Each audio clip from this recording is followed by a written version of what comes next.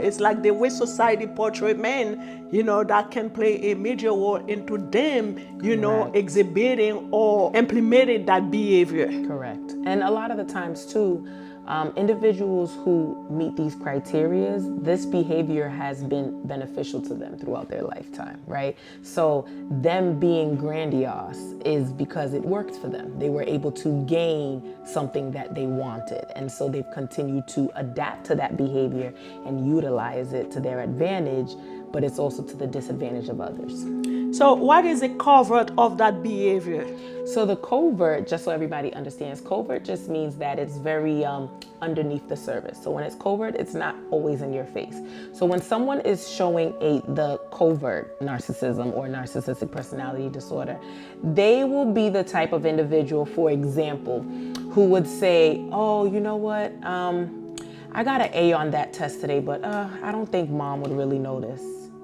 They kind of say things that are very underlying to something that really they want praise for, but they say a statement following that would almost confuse the other individual who's receiving it. So that's more covert. And a lot of the times when individuals show covert signs of this personality disorder, it can be misconstrued as depression. Now, that's not to say that two of those disorders cannot coexist, because they can coexist.